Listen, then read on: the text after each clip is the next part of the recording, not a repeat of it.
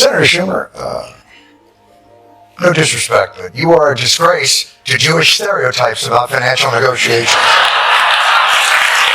That's just... Look, the whole point of us is that's what we do! When Jon Stewart drops a truth bomb, no one's safe, and Chuck Schumer just found that out the hard way. Get me going, Chucky. You probably got a little something out of this, didn't you, old C-shoe? You wouldn't have given up that powerful leverage on the budget for nothing. My guess is Chucky got some cheese. After turning his back on his own party, Schumer became Stewart's latest target on The Daily Show, and the takedown was as hilarious as it was brutal. I got all the clips lined up.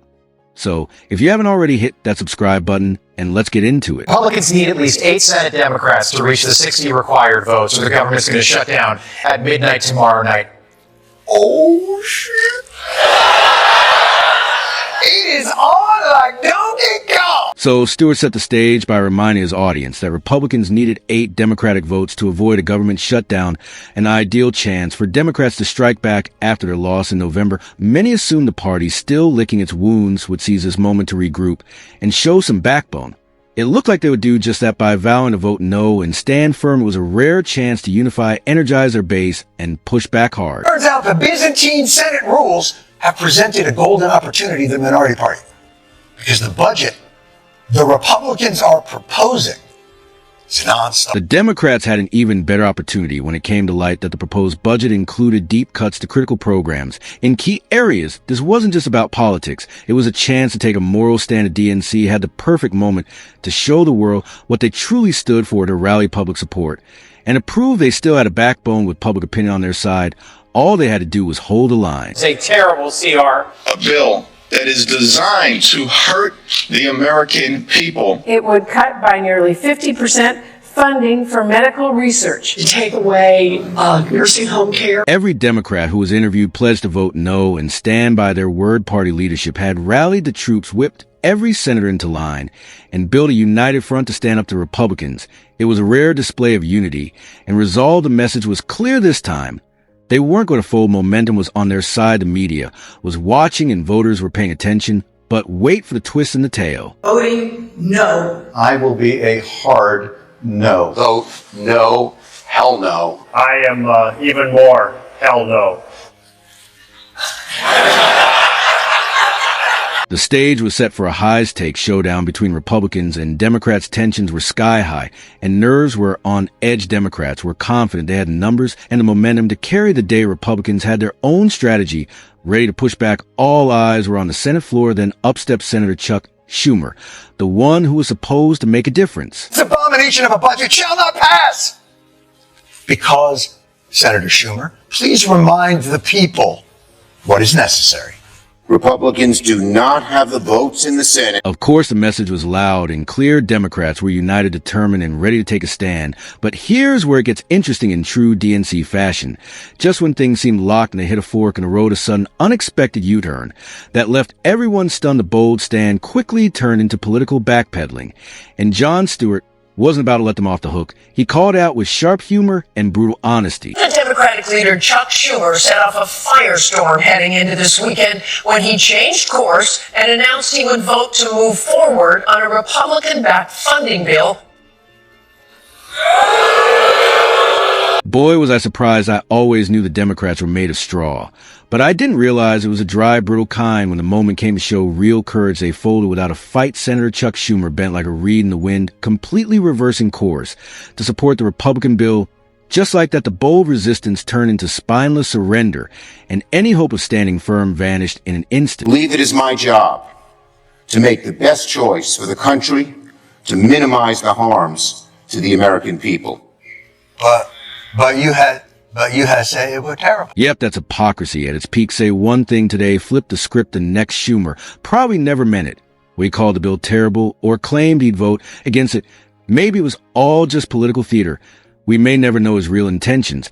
But one thing's crystal clear: the DNC completely folded when it mattered most. Their lack of backbone isn't just disappointing, it's a betrayal to the very people they claim to represent. And Stewart, he was unforgiving. Get me going, Chucky.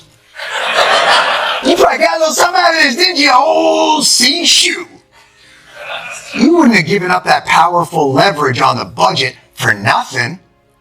My guess is Chucky got some cheese. Honestly, I wouldn't be surprised if Chuck Schumer and the DNC cut themselves a sweet behind-the-scenes deal to walk away from such a powerful negotiating position. Think about it.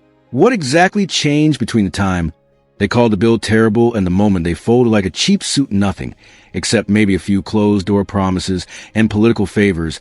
This is exactly why so many people have lost trust in the Democratic Party. They talk tough when the cameras are rolling, but can't seem to stick to their guns when it really counts. Every time they're handed an opportunity to lead with conviction, they take the safe route. Instead, voters notice. And once trust is gone, it's almost impossible to earn back. Did Schumer get anything for Republicans in exchange for those Dem votes? He did not. I don't believe for a second that Schumer walked away empty-handed after backing the Republican bill. To you, it's hard to imagine a seasoned political operator like him flipping positions without something in return with the Democrats. It's always a guessing game, smoke mirrors, and mixed messages. But this time I'm trusting my gut and calling it like I see it. There was likely a quid pro quo. Maybe it was a quiet concession tucked deep in the budget, a promise of future political support or some favor. The public will never hear about that's how the game is played in Washington. And Schumer knows it better than most. A real tragedy. The people lose while politicians cut deals behind closed doors and pretend it's all in our best interest. But Stewart has an interesting opinion. Schumer, no disrespect, but you are a disgrace to Jewish stereotypes about financial negotiations. That's just... I thought the whole point about this, that's what we do! Jon Stewart, in classic fashion, decides to run with a narrative that Schumer got nothing for caving and absolutely roast him for it. It's brutal, it's hilarious. And it hits hard. Schumer looked like a man trapped between the devil and the deep blue sea, and instead of fighting back, he just gave in on one side. People are accusing him of cutting a shady backroom deal on the other. Critics think he's just not sharp enough to negotiate one in the first place. And that's the worst part. Either Schumer sold out for something we don't know about, or he gave up a powerful position for nothing at all. Either way, Stewart paints him as a face of weak leadership, and sadly it's not far off. It was you who may have felt like this was a total capitulation.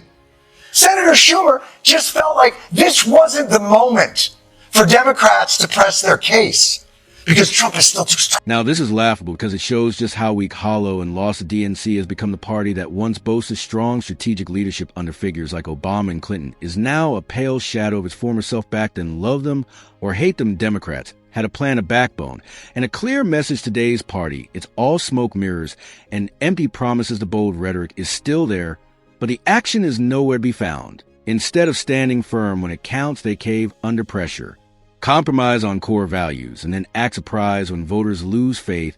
This isn't leadership, it's theater. The DNC has traded strength for optics, vision for polls, and principles for deals. It's no wonder even their own base is starting to roll their eyes. The fall is loud, and it's embarrassing. Devastating, cascading poll numbers for Democrats. Only 27% of voters have a positive view of the party, the lowest favorability rating in the history of NBC's polling. Even party insiders are growing increasingly frustrated with the direction the Democrats are heading. They're tired of the excuses, tired of the empty gestures, and absolutely fed up with the spineless leadership running the show. You've heard me say it before. The Democratic Party is collapsing. Well, here's yet another piece of proof.